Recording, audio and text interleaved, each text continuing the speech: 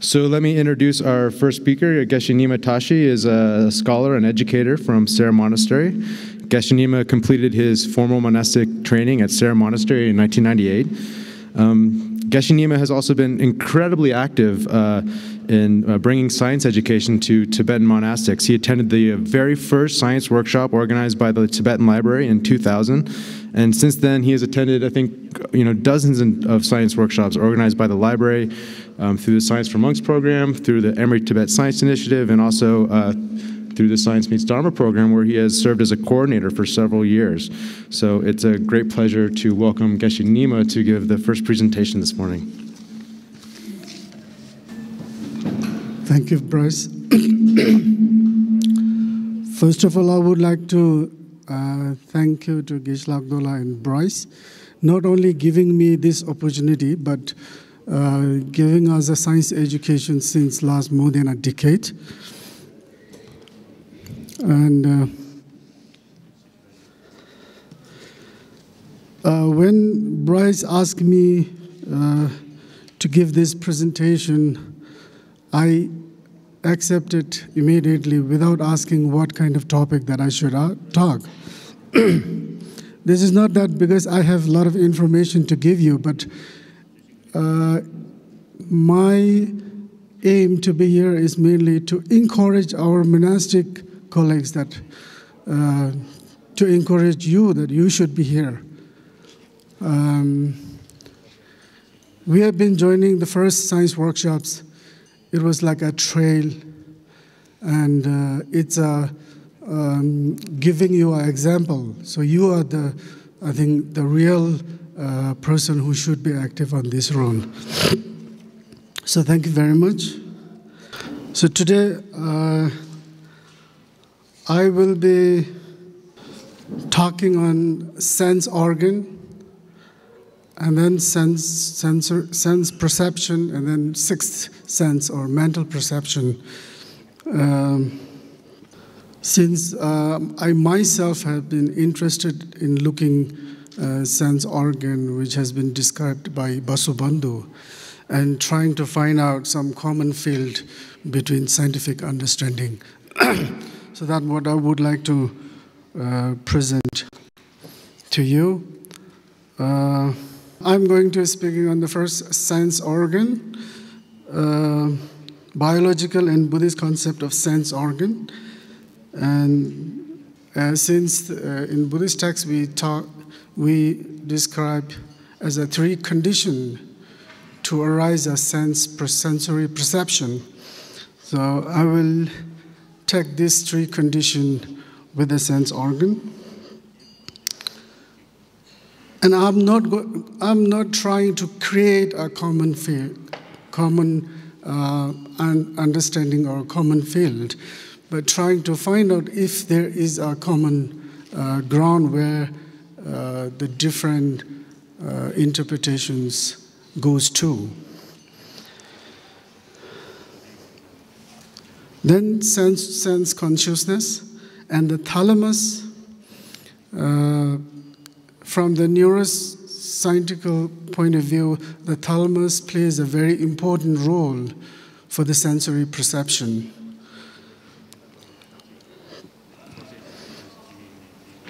And then very brief on the object and subject. Then finally, this existence of sixth sense and some of the properties of the sixth sense. And then the question to the scientists and Buddhist scholars, which maybe comes from every topic. The sense, when we say sense organ and numbers of sense that believed by different schools or different understanding, of course, in Buddhism, we describe it as a sixth sense. And in general, five senses, I think everybody accepted, but on the sixth sense, there may have some different ideas or different way to believe. So when we talk about the sense, first of all, we ask, what is the sense organ? I found from the scientists, they mainly speak as a receptor, not the organ. But in Buddhism, in Vaivashaka or Abhidharma Kosha, we talk about the five senses. So what is the sense is, according to the Abhidharma Kosha or in Buddhist, a very clear physical phenomena where all the sensory consciousness are relay on or dependent upon. And they talks about the sense organ of eye, ear, nose, tongue, and body. So first I will go on the eye, like eye consciousness or this visual organ or sense organ. Actually, there are very complicated structures are there, but I will mainly focusing on the retina. In the retina, there are many cells like photoreceptor, bipolar, and ganglion. And a brief information for the monastic colleagues, science described like light hits to the eye, passes through the pupil, and goes to the photoreceptor in retina, and then back to the bipolar, and then send it to the ganglion cell. And then ganglion cells send the information to the optic nerves, and then optic nerves take the information to LGN or lateral geniculate body or nucleus, and then send it to the visual cortex. And then from the visual cortex, it sends information to the different field, higher brain, wherever the information need to go. As I said, I'm going to focus on the retina or photoreceptor. In science, they describe two different types of cells in the retina, which they call rod and cone. As you can see here, this is the real picture of the rod and cone over here. The longer one is rod and the shorter one, this one is cone.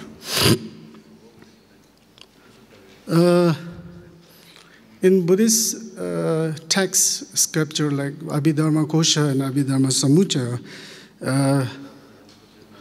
when they describe eye sense organ, Nik Wangbo, or they give you an example. It's like a sarma flower, sarme meadow, or in Abhidharma Kosha, the eye organs remain surrounding by the eye like konyo nakpuchudu. I'm sorry, I don't know how do you call this in English, but sarma flower is a type of flower. Konyo nakpu is kind of pepper, one type of pepper. So what I'm interested is, what I found is this cone, the shape of the cone is very similar to the konyo nakpu. I've seen the konyo, it's a thin two tips and the middle is a little thicker. So I found this is very close shape to the konyo nakpu. And the rod, when they said sarma flower, I think it really doesn't mean the whole flower. It could be, we take this way, like it could be in the flower at the center where the seed lives. So there you can see some of this flower at the center, you can see it's like a rod shape.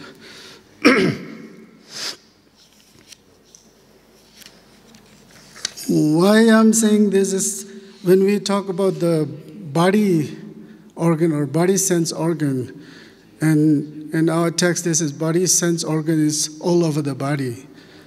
But from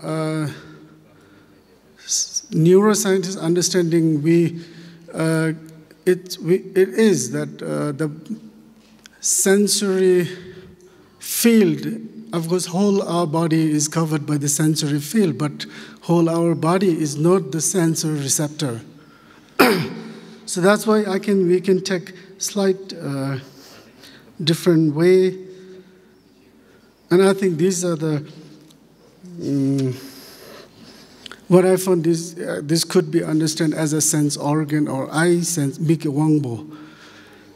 So there's another, you can argue that in text, this is the sense organs are very hidden phenomena, which means that which an ordinary being must definitely realize or initially independent upon sign of belief or dependent upon the scriptures.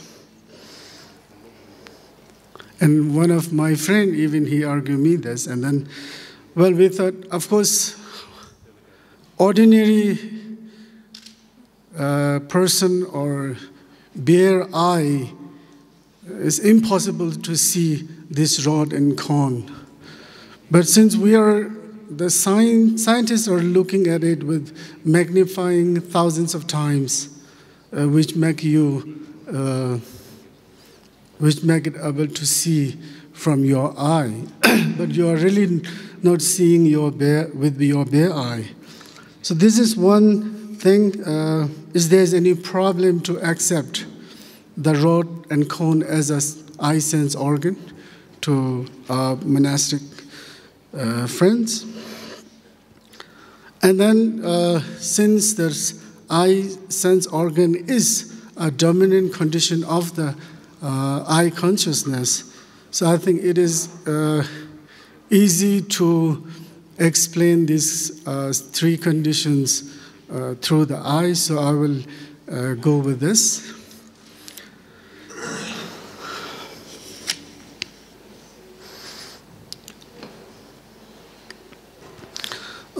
I would like to talk about these three conditions. That what I think is a photoreceptor is a dominant condition, as I said. And now we move to the object condition we call Mikke. The Mikke should be like the one which produce or generate into the aspect of its own object, that the subjective which perceive the object, or in Tibetan we say Pumzi Mikshe Pumbe Namden Tukeba. If we take an example as an eye perception which perceive blue, so maybe we can say the one which produce or generate into the aspect of bluish, the eye which perceive blue. So here I think I have a very interesting information to our Buddhist colleagues, which is my experience during our science workshops. In 2009, the first leadership group prepared our exhibition. And just after the leadership workshop, we came to the Sara for the Emirate Tibet Science Initiative. While in this workshop, we have been preparing exhibition. And at that time, we have many Emirate students are there. So these Western students have been spread in different groups of exhibit. So in our group, we have 3 Emirate students, 2 girls and 1 boy. So they brought us a very new scientific finding information. When we were preparing, it's early June, but they gave us the information which was found in April 2009, so it's about 2 months behind. So that new scientific finding was on a white sheet, write a letter A, big letter A. When you look at that letter, in your retina and lateral geniculate nucleus and also visual cortex, same shape of the neurons are active that they detected from the picture. So this was very interesting information to us when we say the object condition should be like a punzi mixture pambe namde dikyaba.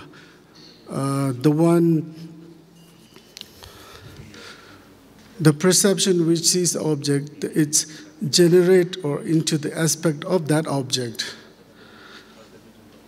But then there could be arise a question that which part of the brain that the consciousness dependent or relay upon, like retina and LGN and visual cortex all have these informations.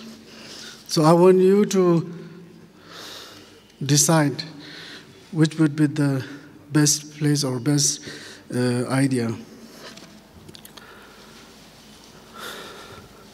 Then now immediate preceding condition.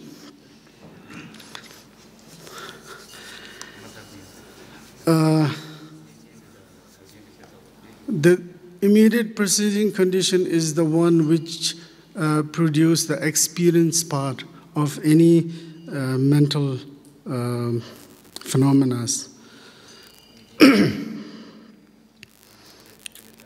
Maybe we can take an example of these kind of flowers.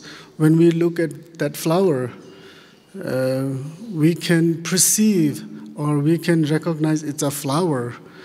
But if somebody asks you, what kind of flower is this? Then I don't know what kind of flower is this, what you call this flower. So for that, we need another condition to recognize that flower. And if there is someone from botany, they may know what flower is this and the different flowers, they can separate this. So here I think we can understand that immediate precision condition should be needed. And also one other example we can take is like when we look in the sky, we'll see the bunch of stars. But we don't have the condition in our mental field that we can separate, this is star, this is planet. It's a practical experience. When we were in Deer Park workshop, one night we went outside looking at the star with the Professor Chris, and he brought us the Galileo telescope, and we've been looking at that telescope. Of course, when we look in the sky, we see a bunch of stars, but we don't know what star is this and that. Then Professor Chris pointed us, this is Jupiter, that is like Mars, and then star constellation. So this is very obvious to us, even we are looking at the same place, but somebody can perceive what star is this, what planet is this, but some doesn't. But both in the visual retina, it's the same. The light received information is receiving same thing. But the one can distinct, but another doesn't. So that is, I think, very important thing that really indicate the immediate preceding condition is very important. It's not only the visual, but what we hear, what we smell, where we touch, and all of these field, when the perception level comes, then the preceding condition, immediate preceding condition should be there. Without this condition, we will not be able to experience that part. And immediate preceding condition is uncommon properties of the mental field. Because in the physical phenomena, you don't need this immediate preceding condition. So now what you can argue is, you can argue like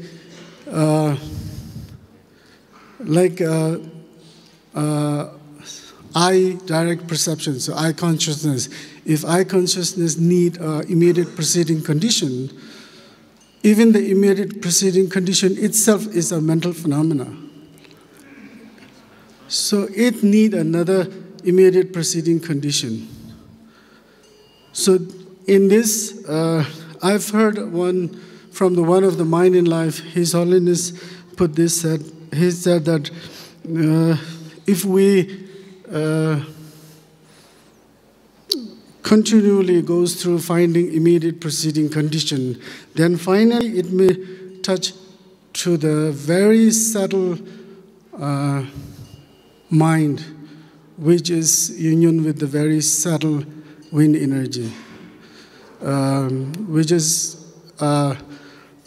very common with all Buddhist school, but in Vajrayana, highest Yoga Tantra, they describe this.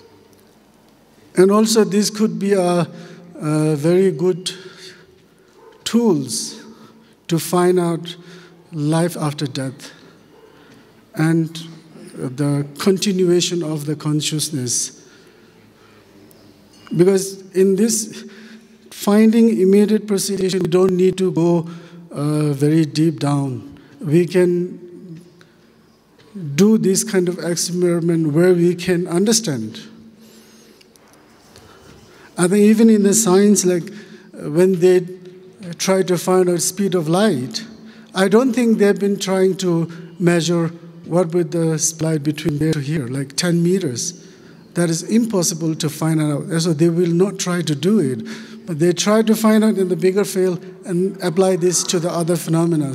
So as same as that way, the immediate condition, preceding condition, you can try to find out in this lifetime, and from maybe 10 years or 20 years, 50 years, which we can understand, maybe you can apply this to the other field, like just born baby or almost to death people's conscious too. So from here, the sound, like ear organ in Tibetan Buddhism, Abhidharma Kosha, it talks Dhokha Chuba, I think. So that's usually we take to the cochlea. But in the cochlea itself is not that much small. So maybe we think not really cochlea itself, but inside the cochlea we find a lot of hair cells, which is very, very small, where the vibration hit there and send the information to the nerves. So that's what we think, and we are not that much sure. But here, olfactory receptors, in Abhidharma Kosha, we told, says, Sangha Mokap, it's a copper needle, and even they put the name as a negative, or which is very, very thin. So that we found in olfactory epithelium, there's a very tiny cilia where the smell buds are touched there and then sends information back to the olfactory bulb and nerve. So I think this is very obvious. And then taste. In our text, they says that Dawaka Patawu, it's covered with the moon. So of course the sense taste receptors are not that big, but you can see from here the taste pose goes from there and then feel like a round, which makes like, it's exactly like a Dawaka Patawu covered with the moon. So now to the touch. We differentiate many types of touch, and even here it is very obvious that there are receptors like pressure or soft touch and heat and cool, and they have different receptors are there. And once one of our colleagues asked that even on the tongue we have touch receptors. So does the taste receptor detect touch? Or the sensory receptor are all over the body, so even on the tongue we have that receptor, so what would be the difference? So the answer was yes, on the tongue, there are touch receptors are there, but the taste receptor doesn't detect touch, and touch receptor doesn't detect the taste. So this is very clear to us, like the one receptor will not detect two different objects or completely different field. So then, as I said, all these sensory informations goes through the thalamus. I would like to go to the thalamus. In the thalamus, there are many nucleus, like interior nuclei. You can see, which is the science described mainly for learning, memory, and alertness. And then dorsal medial nucleus. It's a memory, integrate, and reticulate, and also limbic function. Then ventral, VA and VL, which is plan for movement, learning movement. And then VPL and VPM is facial sensation and body sensation. And then pulvinar, which is integrate visual, auditory, and somatic. And of course, LGN is lateral genicular body, and medial genicular bodies are visual and auditory, which is very clear. And in the thalamus, we found like many memory fields inside the thalamus. And in the thalamus, I found that there's a one nuclei they call house nuclei, which control the consciousness. So what does it mean, it controls consciousness? And why olfactory information doesn't go through the thalamus? That's a one question. Is there any explanation through the evolutionary or something else? And in the thalamus, as you can see, there are involved many mental activities that they're like learning and planning. And other like memory, as we have seen the many part of the thalamus there work relay on the memory, and of course hippocampus. And then many of this association area of the brain, like visual association area and auditory association area, they've been talking these part of the memory brains. Of course, in the Buddhism, the memory is a very important mental factor, which is included in determining mental factor. And so here, I don't know, what is this area, the brain area, is it really memory? Or maybe it's not really memory, but related to the memory. And maybe some other mental factors could be possible. And why they think these are memory, there are many questions could be rises. So this is just an overall picture of the pathway to the thalamus and from the thalamus. So the question, as I said, except olfactory, why rest of the sensory signal travel through the thalamus? Why not olfactory? What would be the mental state when signal arriving to the thalamus and on the way to the thalamus? Does occipital cortex has a capacity to recognize or describe the object? And so do the other auditory and somatic sensory as well. So now we move to the object and subject. And of course, when we say object and subject, all the phenomena are included in these two words. Or even you can include everything in the object, which is which in we call yul, means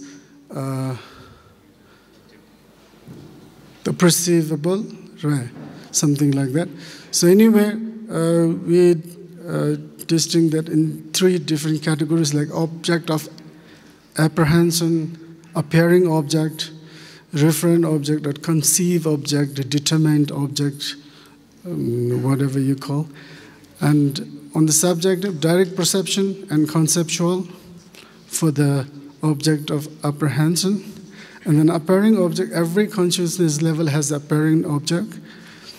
Now, third one is only conceptual, but not the direct perception. In Tibetan, we call Nangyu Shabakula Yeshinyu Toba Geshe, means the third level of the object is only that conceptual level can perceive. So then, what does it mean, the direct perception and conceptual?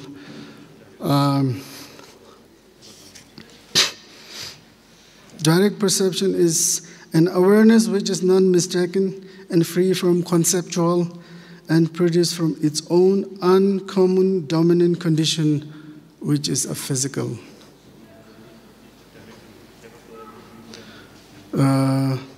It's mainly for the sensory direct perception, not the sixth sense.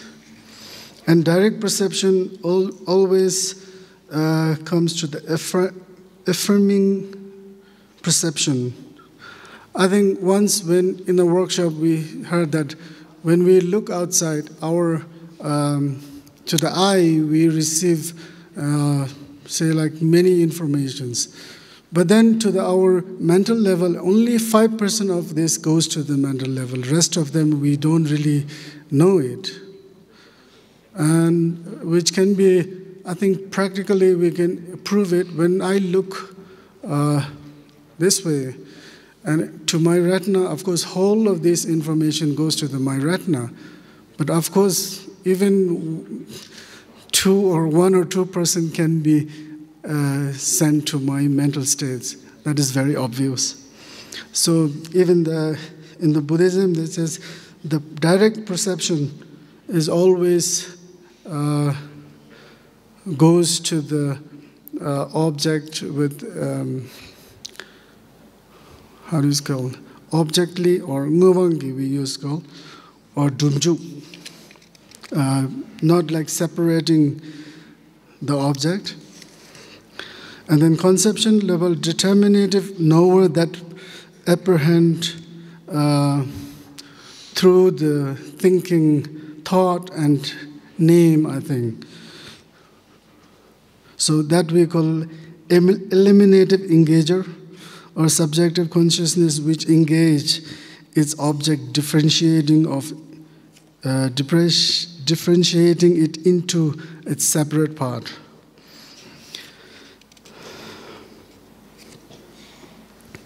So maybe this is one thing that at the flower, your direct perception can looking directly, but thought is coming through your imagination.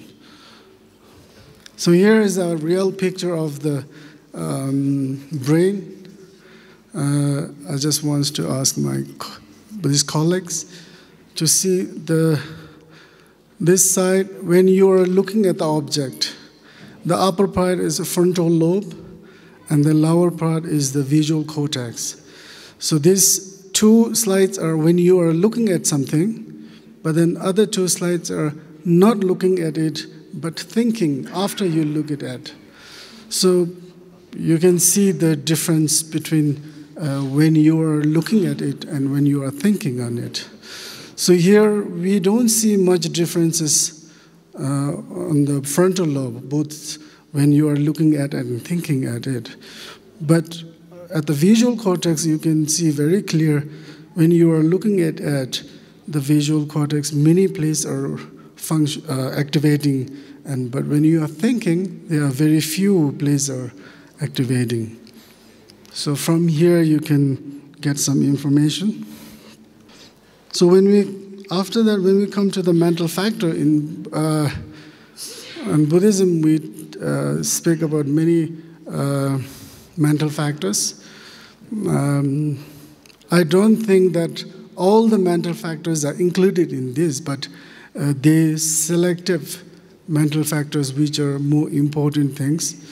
Even in text, if we try to find out each mental factor, it would be countless.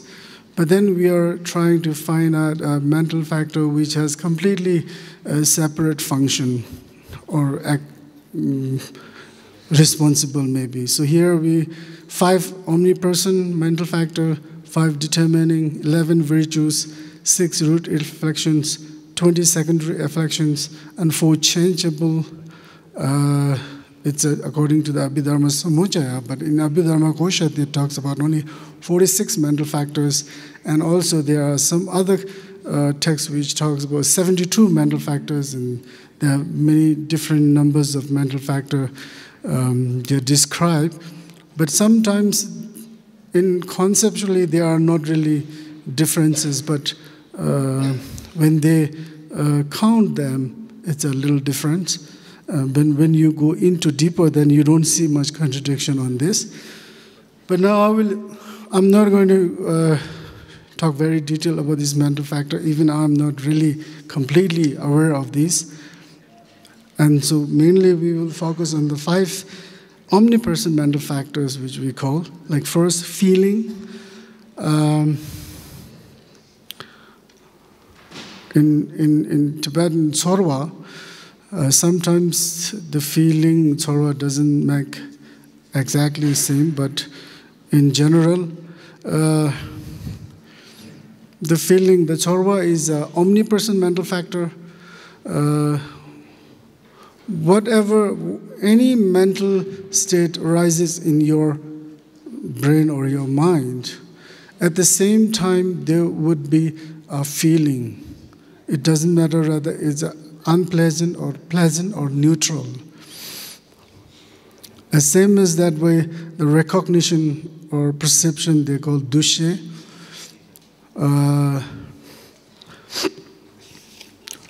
This is as last 2 days and Geshe, and they've given you the differences of the mind and mental factor. So it makes me much easier. So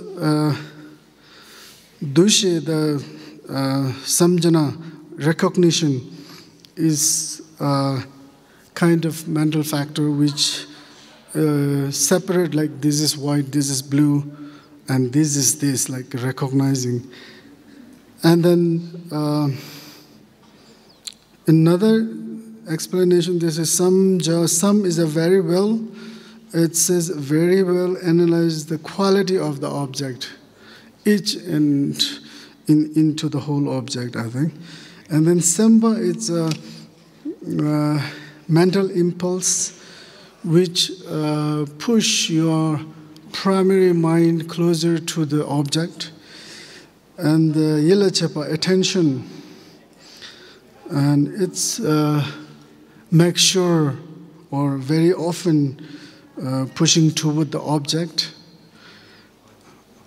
And then lastly, rakpa, it's a touch or contact. It's also usually, it says object, organ, consciousness, and touch and analyzer, mental phenomena.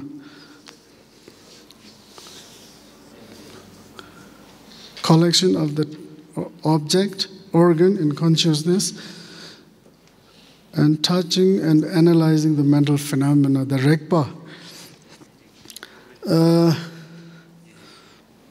When we try to find out each and every function and the entity, then sometimes we feel difficulty, sorry. So again, now I'm going to the sixth sense. Is there a sixth sense? If so, then what? How do we define? So here,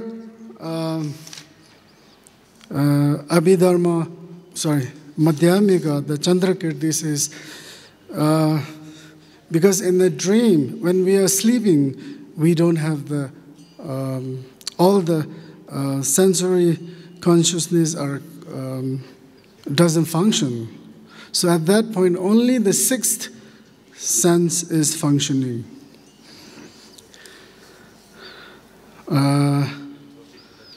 And in Buddhas, even there are two which knows the visual image, suksha pani nambangi, which says that is one eye consciousness and another one is mental.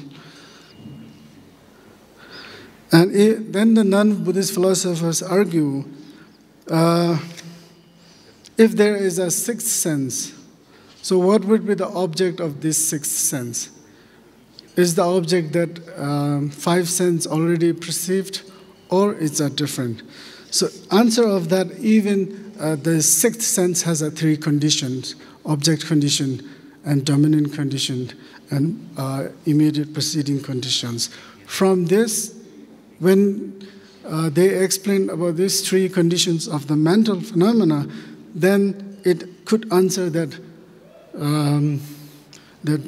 blind cannot see the physical phenomena, and even the mental sixth sense is not going to be the contradict with the others. And another thing is that there are in overall in the existence, there are one phenomena which is categorized into the mental phenomena, and another one is other than the mental phenomena. So the one which perceives mental phenomena, it's a self-seeing, rangrik, and according to the others, there are sensory perceptions and mental perceptions, and another one we call yogic, the yogic perception. Why I take this yogic perception, yogic direct perception, this is a mental state which is arised or dependent upon the meditation, stabilization, union of the vipassana and shamatha. I think this can prove that consciousness or mental development is infinite. So that's why I just took that. And these are the three conditions of the mentals. So how we arise the sixth sense?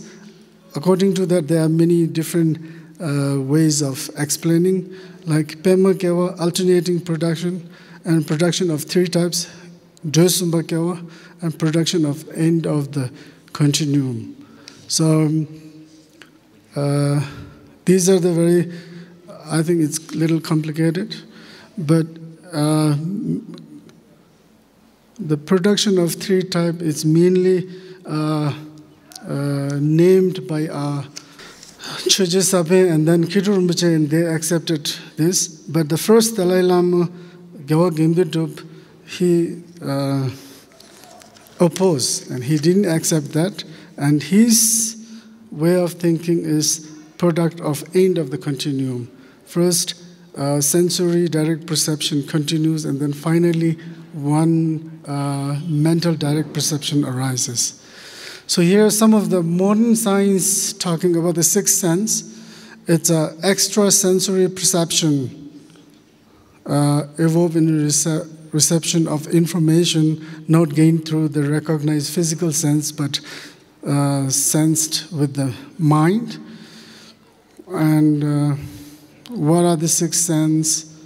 And here they've been doing this experiment, found a gene for the sixth sense in human, but it is muted and cannot be detected chemical message. And here I think this is a little important. In Buddhism, they always describe seven awareness. To understand the reality, the subjective is very important. At the same thing to the scientist. I found that they are taking very seriously on illusion. So why it happened? Because scientists, whenever they are doing experiment, the direct perception, or they are very important. Seeing things, especially the visual, is very important for them. So when they found there are the illusion in the vision, so it's to make sure doesn't disturb illusion to understand the reality. It comes from ancient Greek Leonardo, also Galileo, Einstein, and looking at the 2-dimension, 3-dimension, stereoscopic vision. All this process has been taken seriously because it may affect to understand the reality. So going through this, finally they found that the reality as you see does not exist. And so then what is the reality? Thank you very much.